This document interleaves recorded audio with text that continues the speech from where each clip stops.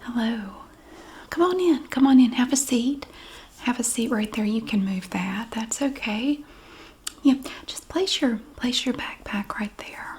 That's great. I really like that. That bag. That's so pretty. Where did you get that? The color is really nice. I like it. It has like that pink and the brown in it. That's pretty. That's really nice. So, how are you? How are you doing today? Did you have a good day at school? Okay. Well, thank you for stopping by after your last class. I really appreciate it. I've been talking to some of my students about, you remember the last written assignment? I have yours here, and I want to go over that with you. Just a few points. There's nothing wrong, nothing to worry about at all. I just wanted to go over a few things with you on your written assignment. And also wanted to see if you have your assignment book handy. If you would take that out, I would like to take a look at your assignment book. A few of us teachers are trying to get a feel for the amount of work that you have in some of your other classes. We're trying to make sure we balance it out a little bit better. We have had some discussions with students in the past who said that they felt like they had a little bit too much work during certain periods of time in the semester, and just wanted to know if there was a way we could kind of coordinate and work that out a little bit better. Of course, I feel obligated to say that if you do choose to go to college, your college professors will not be so understanding, which is one reason why I think at this point, up until now, we haven't really been so conscientious about it, to try to prepare students for college, because college professors don't work together like that. They, quite frankly, don't care how much work you have in your other classes. They don't care. So it's just something to get used to. It can be kind of different, but we do want to try to reduce some of this stress, especially with the transition back from remote learning to in-person education, instruction. We want to make sure that we're not putting too much on the students at once. And that's exactly right. And that's why I wanted to speak with you. And you're not the only student. You're not in any trouble. There's nothing wrong. And I've wanted to speak to several of my students just to get a feel for how things are going. Oh, thank you. Yeah, okay. So this is your assignment log. You keep all of your assignments for all of your classes in here. This is beautiful. I like this. This is nice. Dollar Tree? You got this at Dollar Tree? Wow. It's really nice. I like it. I have to compliment your penmanship. It's remarkable. Did you ever take a penmanship instruction class? It looks as if you did, because your penmanship is very nice. It looks really good. I like it. It looks really good. Okay. So I want to turn here to the week of the 18th. Do you mind if I look at this? Okay. So for example, if we go back to the week of the 18th, let's see here. I've got this. That's reading. That's on there. You had a lot going on early in the week. Let's look at the 25th. What is math and reading? Project, work, support, history, social studies. Just looking at these 2 weeks, it looks like you have a lot of work, especially on Tuesdays and Wednesdays. Does that feel about right? Like that's pretty typical for your week? What does the second half of your week, what does that typically look like?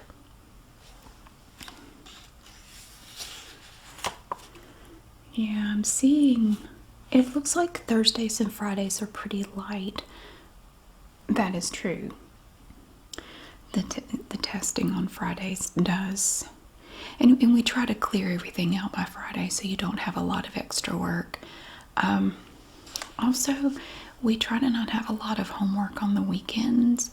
because a lot of kids, they have extracurricular activities, they have jobs, they may have visitation issues where they might be going somewhere every other weekend, and sometimes it's hard to get work done. So we've tried over the last few years to steer away from having so much homework on the weekends. Sometimes you still do. Yeah, sometimes you do, but we try not to do a lot of weekend stuff. So kids have their weekends free, and you can kind of relax and take it easy for a couple days, or go do things you need to do, things like that. Well, let me look. I'm going to just look at this past week, if you don't mind.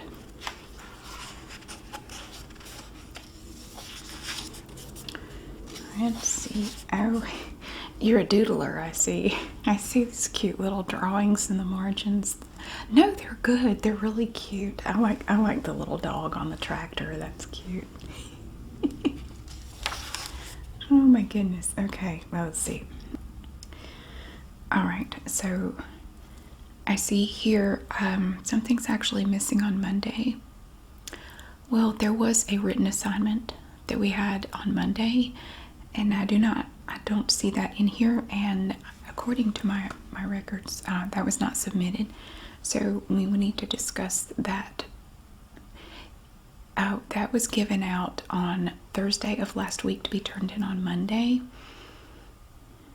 Okay, well, if you were out for a dentist's appointment, it could be that did you miss the email? Because I sent out an email to students that missed the assignment. Okay, let me check something. Let me look at something.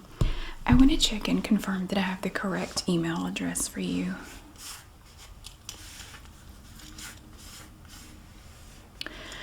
Okay, can you give me your email address? I just want to check it. I have a different one here. Do you want me to change that? That would probably be good. Okay. Let me just mark out what I've got now. Can you spell that for me?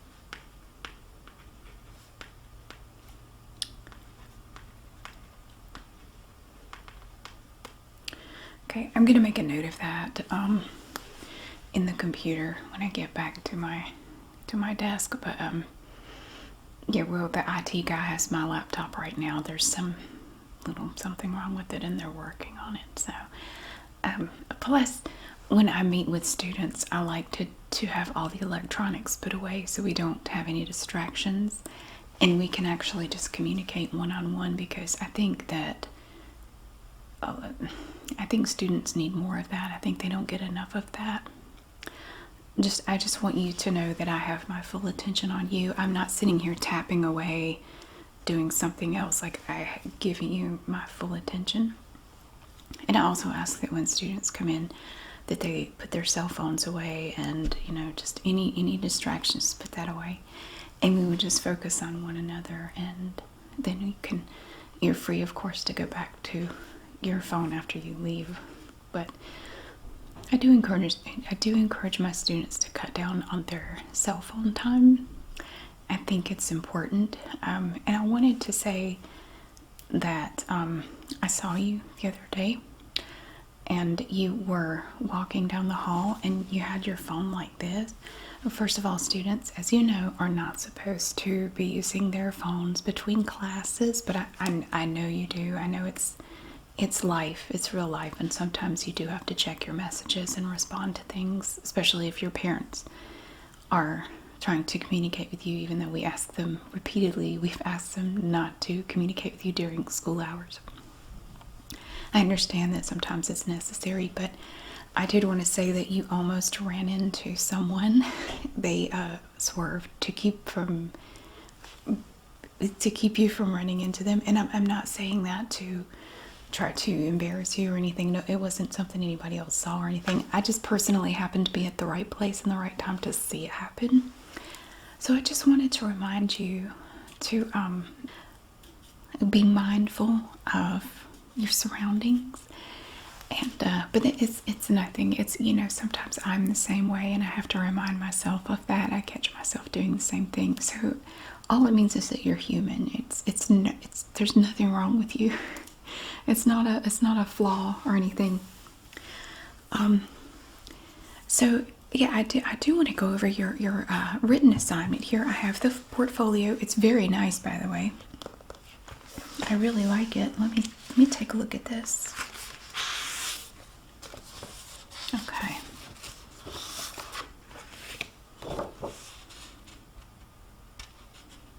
Nice. Okay. First of all, I have to compliment you on this nice paper. This is really nice bond paper.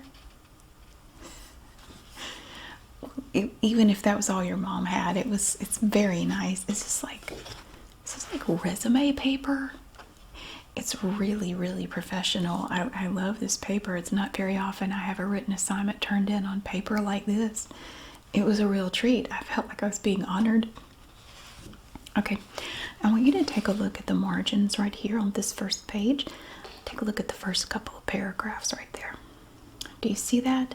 Now that appears to be about 0.75, so it's about 3/4 of an inch.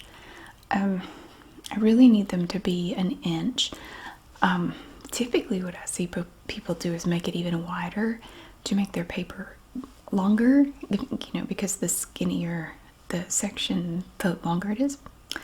So I typically see people making their margins too wide, but yours actually are a little bit too narrow right here. But it's only in this section. It's very interesting because down here it changes, and here it does appear to be 1 inch. So that's really good. Okay, now look at this. Here we get into the main body right here. I did want to point out too that you see these paragraphs here. The standard format does require a different style for these headings. It needs to be bold and italicized. The font can be 14, but we prefer everything to stay at a 12-point font. You can do a 14. We'd rather you just stick with a 12 though. Oh no, that's 14. I know a 14-point font when I see one. That's definitely 14. Take a look at it compared to the paragraph right below it. Look, you see the difference? Yeah, it is a little bit larger, and it's not just because it's bold. It's actually a larger, slightly larger font. It's no big deal. It's a minor thing. I didn't take off any points for it. I certainly saw worse violations in other people's projects, so that's no big deal. I wanted to compliment you on this section here, the development section. This was so thoroughly fleshed out. The details were wonderful, but they weren't too wordy. It was fantastic. I was very impressed. Where did you find these references for, like right here? Where did you find that? Oh, that's interesting. Okay.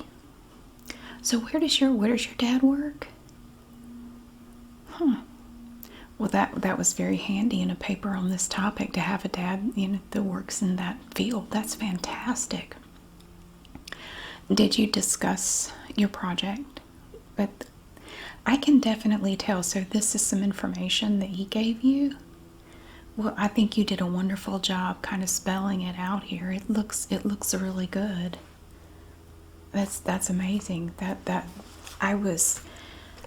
have to say, for the whole class, for the development section, you did the best job of anyone. I can't say enough good things about it. It was so good.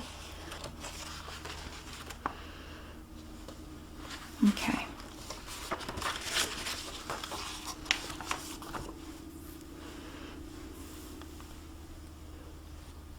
So, all right, now we come into this next section here. I like your table. I like the way you laid the table out. That looks really good. Yeah, that's really nice. But do you see here how you don't have the lines that delineate the columns? For the columns, we really need to kind of separate them more than with just space. We like to have the lines there. So and again, it's minor, but in the future, if you just put some lines in between them, that's going to kind of separate them a little bit more. That's just the format that we prefer, but it's not a huge deal or anything. And I like the descriptor under every table. That was really good. A lot of people forgot that. That was a minor thing. And I think I only mentioned it briefly in one class. So that's really great that you remembered to do that, because most people didn't remember to do it. I didn't really take off any points because I did only mention it once. I meant to put it in the written description, the written not instructions, the written instructions, but I forgot. So I was not going to hold that against anyone because that was my fault. But it looks like you remembered anyway, and you were one of maybe only 3 people who did the descriptors. So that's great. I see. I wish more students would do that. You know, if everyone would just make notes while I talk of the things that are required for the projects, things would go so much more smoothly. We would get them done much more quickly. It would make such a difference. I really, and I'm not just saying this, I wish more students would do the way you do. And I just wanted to let you know that I've noticed. I see the things that you do, and I really appreciate the things you do. I wish more students were like you. So yeah, I really like that. That was a good thing. Now your page numbering down here at the bottom, you see how on the first page there are hash marks before and after the number? But when you get on into the paper, not only are the hash marks missing, but the font size is different. It looks like this might be a Times New Roman 12-point font. It may be a little bit smaller, but it's a different font, and I believe it's a different size, and the hash marks are missing. So really, when it comes to page numbers, we really just like consistency, where you either have the hash marks or you don't. But we want it to be consistent throughout the document. So if you start with hash marks, and of course on the first page format, you always want to check in Word to make sure that the subsequent pages have the same format, because sometimes they don't. You have to make sure they're formatted the same. But again, that's a very minor thing. But one reason I like to point this stuff out, though, is because when you get to college, again, your professors may not be quite so lenient. They can be very picky, some of them. They can be very, detail oriented. They will take off points for any little thing. It can be just a little tiny thing like 2 spaces in between words in a sentence. I've seen professors take off points for that. In my opinion, it's a little ridiculous, because to me, I think what's most important is the context, is the substance of the written work, the project, not so much the dressing, the window dressing, so to speak, of your project. I think the content matters more than that. But you will definitely run into professors that will take off points for anything. They will find any reason to knock off points. It's almost like they can't stand to see students make a high grade. They have to bring your score down. It's like a point of pride with them or something, that no one can get a 100 in their class. So it's not fair, but unfortunately that's just the way it works. And when you're in a professor's class, they make the rules, and you have to do what they say. So that's just the way it is. Yeah, but did you have any questions about this? Now I'm going to show you your grade. I have it here. Let me find the note. Okay. So this is going to be your final score. I think you're going to be very happy with that. You did a great job. You did. I can tell you put a lot of work into this project. I love the paper. I can't get over that.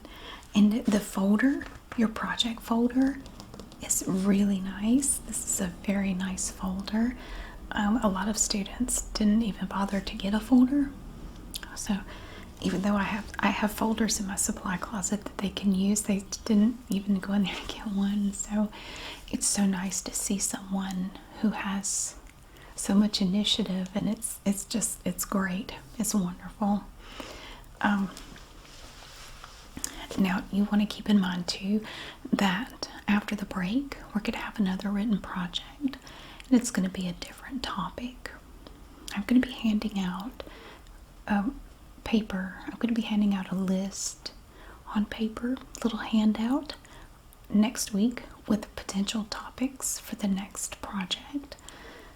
It will not be a group project. No, I'm going to have just individuals. I'm not a big fan of group projects myself, because typically what I've seen is when you have a group project, whether it's 2 or 3 or 4 students, it seems like one student ends up doing everything and the other ones don't do anything, and I'm not a big fan of that format. I think everyone should have to do their own thing. So even though with a group project you can make it more complicated, more elaborate, because under the assumption that you have multiple people working on it and multiple people can do different parts. My experience though is that it's usually just one student or maybe 2 in the group that do everything, and the other ones don't really do anything, and then they all get the same grade. So I have, of course, the option to do group projects or single individual, so I always go with single.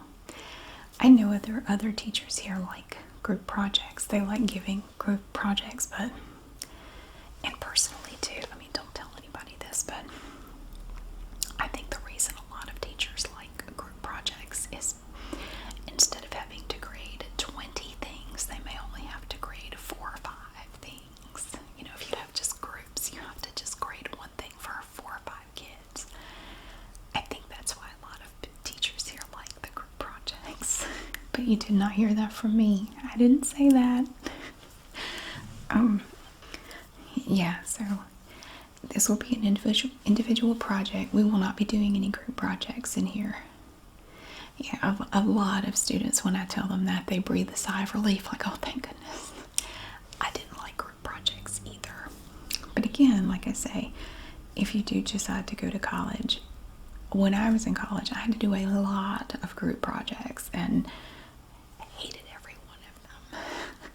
You get in a group, and everybody's just sitting there looking at each other, and it seemed like pretty much every experience I had, you're assigned to a group, and you all sit down together for the first time, and everybody just kind of looks at each other.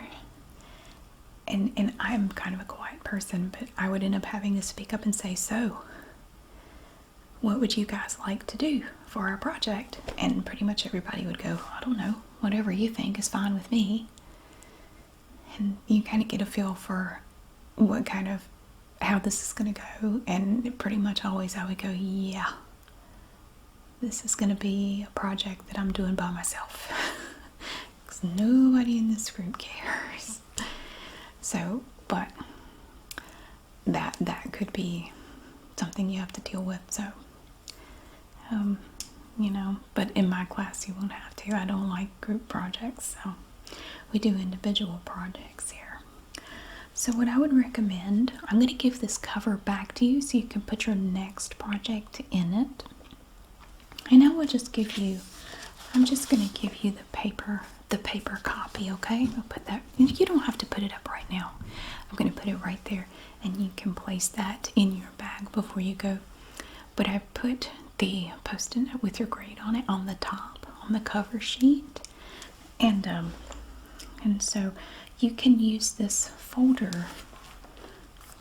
You can use this folder again for your next project. So you don't have to go get another one. You can just reuse this one, okay?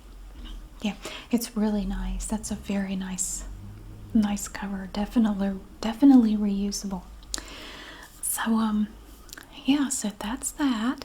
Did you have any questions about the test that we took yesterday? Because there was a bit of confusion about the instructions on one of the sections. A lot of people read it that way. A lot of people were a little confused by that.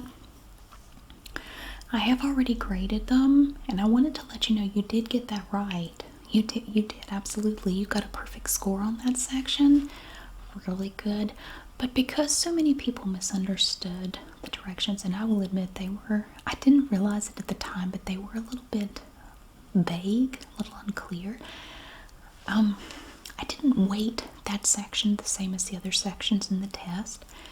I weighted it a little bit, lower because a lot of people misunderstood the directions and did not get the right answers. But they consistently got the same wrong answers. So when you start to see a pattern like that as a teacher, you start to think, okay, the problem is not with the students here, the problem is with the instructions on this test. They are confusing. So I completed the grading of them early this morning, and I decided just to weight it lower than the other sections of the test. But you got them all right, so it's, so you're okay. Yeah, do you have any other questions or concerns about this class or any of your other classes? I mean, you could talk to me about if you're having an issue with any of your classes or classmates or anything going on at home. Of course, I'm not trying to pry. I'm not trying to get into your business if you don't want me to. But I wanted to let you know that I think you have a lot of potential. Has anybody told you that? Because I think you have a tremendous amount of potential. And, I see your attention to detail and your ability to work independently, and you take the initiative to go out and seek information, like, working with your dad to do that section in this paper. That's honestly, that's not super common these days to see a student do that. A lot of students will just do exactly what you say and nothing more. They will not go the extra mile to do any more. So it's really nice to see someone who takes the initiative to do more. And I will say that as an adult, that will serve you well in the work world and in your personal life. I think people who are willing to go above and beyond in general, if you can harness that power and really continue to use it, you can improve your life. You can make your life better. It really can change your life. So I'm very proud of you. I wanted you to know that.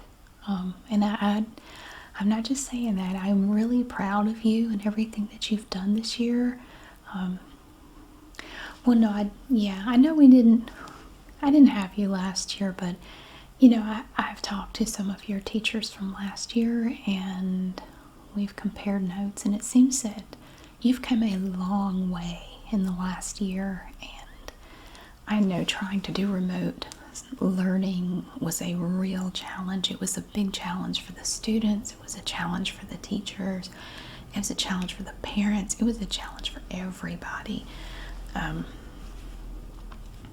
a lot of people are saying that they struggled. I know that, and again, I'm not trying to pry or anything. I'm not nosy, but I did see that your grades last year were not as good as they are this year, and I just wanted to let you know something in case you were feeling bad about your grades last year. That was the case for so many other students, so many others. So you don't need to feel like you did something wrong or you were a failure. Or do you ever have any of those feelings? Yeah, a lot of students have said the same thing, that they felt depressed and like it was hopeless. Yeah, I've heard that a lot. So I just wanted to let you know that you are not alone. You are definitely not alone. You are not the only one who struggled. I would say pretty much everybody did. Even the students that you think, they're always perfect and they always have it together, they struggle too. they struggled too. But I see from your grades this year, you're a remarkable student. You really are, and I can see the potential that you have for your future. Do you know, have you started giving thought to what you want to do after high school? Okay. Yeah. Do you feel that your parents encourage you in what you want to do? Okay, because if you ever feel like they don't, or you feel like nobody cares, I will tell you that I care.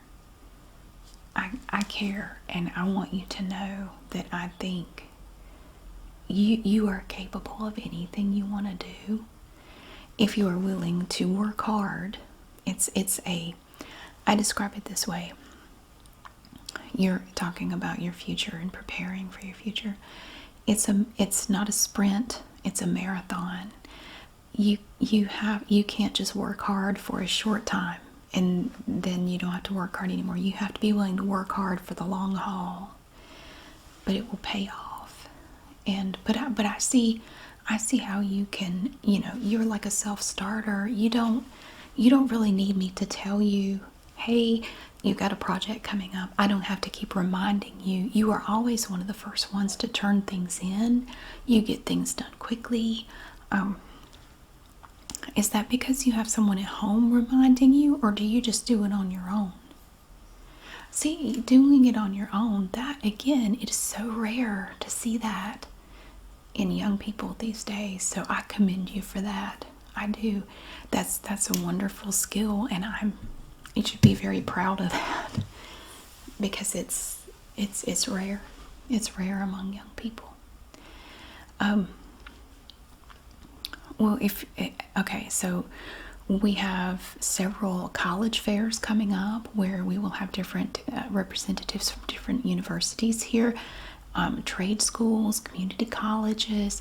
They're going to be here, and they're going to be talking to students about all their opportunities and the different courses they offer and the majors and everything. Are you planning to attend one of the college fairs? And we will also have jobs fairs. We have different branches of the military that come here. There are plenty of options after high school, and students pick any number of different things. Everybody doesn't just automatically do the same thing. It really depends on what you're interested in. So let me take a look here. Oh, I don't want to forget to give you that. Let me look. Okay, the next college fair is coming up in 2 weeks. Do you think you can make it to that? I would be happy to go with you if you want someone to go with you. Okay, I'd be happy to. Now, I don't want to step on anybody's toes. I don't want to, step in if you have someone else that would want to bring you, or okay. I'd be happy to. Just let me know if you want me to. I'd be glad to. You might want to go ahead and just make up a list of things, that potential fields of interest. If you want to go to college, if you want to go to a trade school, if you want to go into the military, and again, like I say, there is no wrong path to take. Just because you don't choose one or the other doesn't mean that you are wrong. Personally, I knew several people when I went to college who they just were not college material. And that's not to say that there was anything wrong with them or they weren't smart. It's not that. They just did better on a different path, and they ended up staying for a semester or a year, 2 years, and then they dropped out and went and did something else. And that's okay. You can try different paths, and if it doesn't work for you, it's okay to change directions, but you want to make sure you have some sort of goal in mind. a lot of people want to just become professional students and just stay in school forever, but eventually you have to graduate and get out there. But I would be happy to go with you to the college fair coming up again, like I said, in 2 weeks. But I really just wanted to tell you that I think you are a great kid. You are a great kid. I don't know if you have anybody in your life to tell you that on a regular basis. Honestly, I think a lot of parents, and I'm not talking about yours or anybody's in particular, but a lot of parents forget how important it is to tell their kids that they are proud of them and that they love them. And I think a lot of kids need to hear that don't hear it often enough, or who don't hear it at all. And I just want you to know that I love you and I am so proud of you, and I know that you could do anything you put your mind to. If you're willing to do the work, you could make amazing things happen in your life.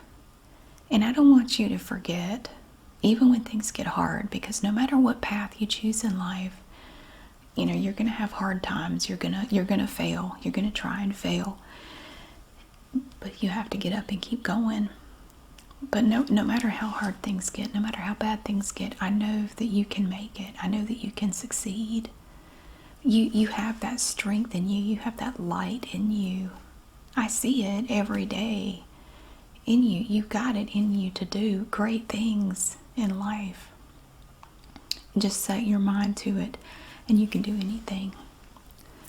And I don't want you to forget that. I know we're getting near the end of the school year, and you start to get spring fever, and their minds tend to wander in class, but you always seem to stay focused for the most part. And I hope that you are able to hold on to that and always be the fantastic person that I know you are.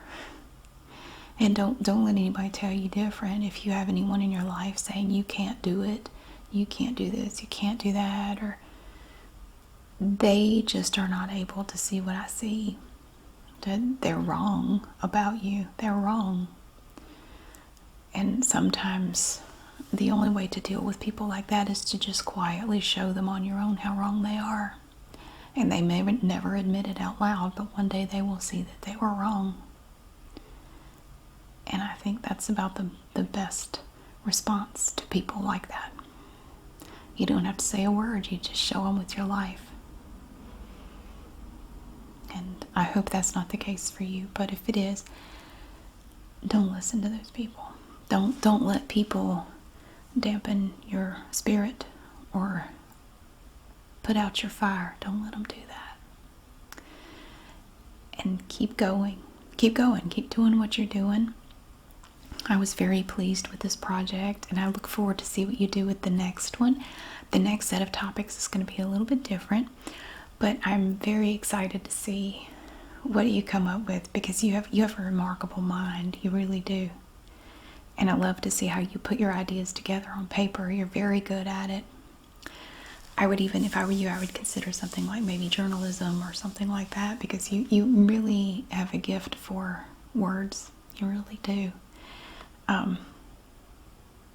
Yeah, I see so much potential. I see so many different things you could do with your life.